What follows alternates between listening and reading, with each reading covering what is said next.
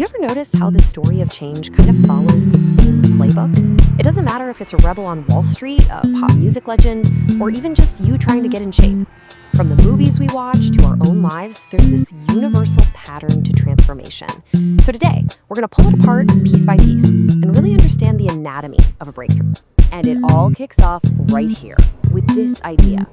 Transformation isn't some big lightning strike from the sky. Nope. It's more like a quiet click in your head. The second you become aware that there's another way to be, a hidden truth you haven't seen yet, you're already on your way. That's the starting bell. So where does that first little push come from? In this first part, we're going to dig into how this basic human need for change pops up everywhere, from our biggest spiritual questions right down to the skincare routine you do every morning. Yeah, a lot of the time it starts with something super practical, right? We want to look better, feel better. So we start slapping on sunscreen, we drink more water, we hit the gym. These things might seem kind of surface level, but they're actually the first sign of that deeper impulse.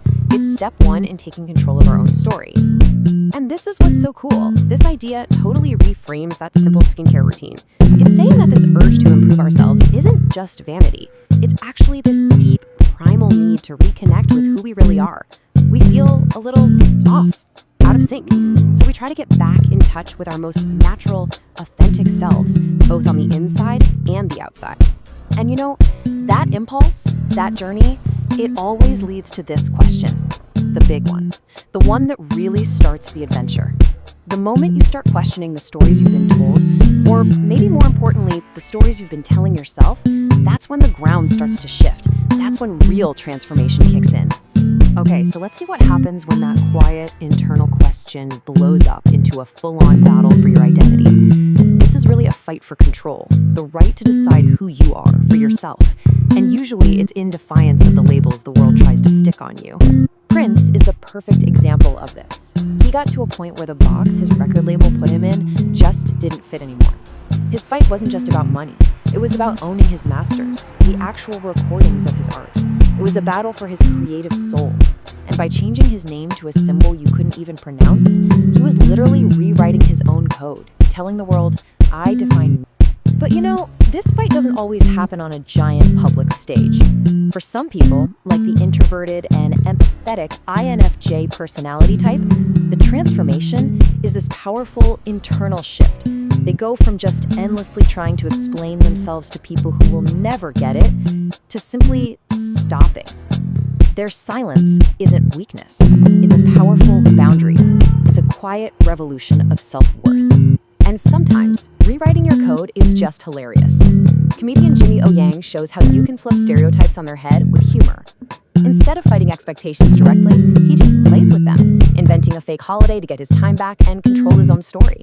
It's such a small, brilliant act of personal rebellion. You see, all these little acts of rebellion, whether they're quiet or funny, they're exactly where bigger change starts.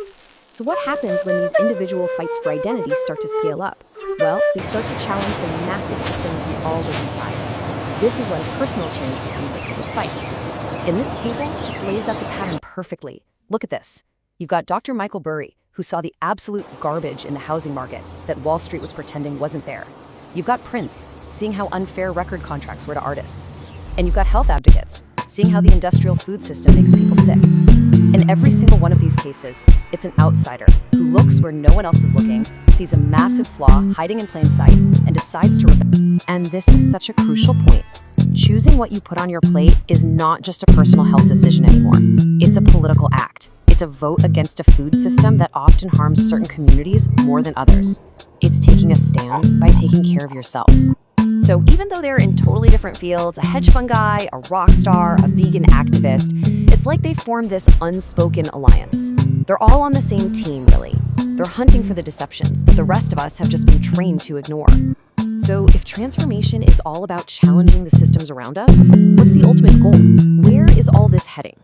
Let's take a step back from the world of today and start imagining the realities of tomorrow. We're going to move from the real world into the realm of sci-fi and the future of being human.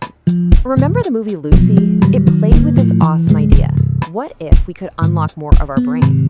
Moving from the mythical 10% to just 20% would give us total control over our own bodies. Now, yeah, it's just a movie, but it's a really powerful thought experiment about what the next stage of human evolution could even look like. But to get there, we'd have to deal with our biggest hurdle, our own wiring. Our brains evolved for a world of scarce food and constant physical threats. That programming, the part that screams, eat the sugar and don't waste energy, is a total mismatch for the modern world. It's like we're running ancient software on a brand new computer.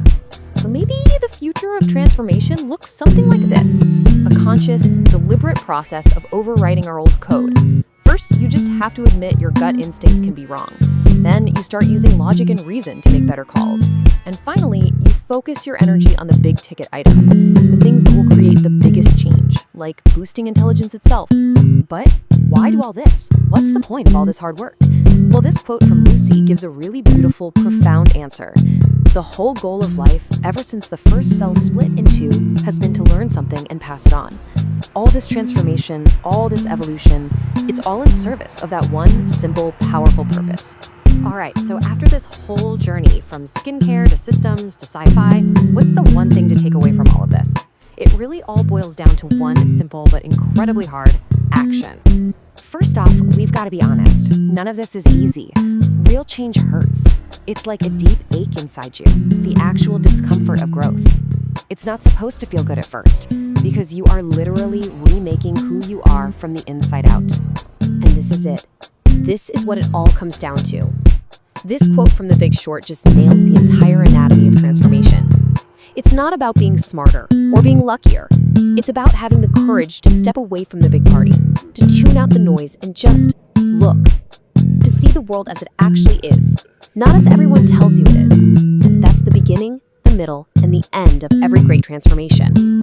The only question left is, are you brave enough to look?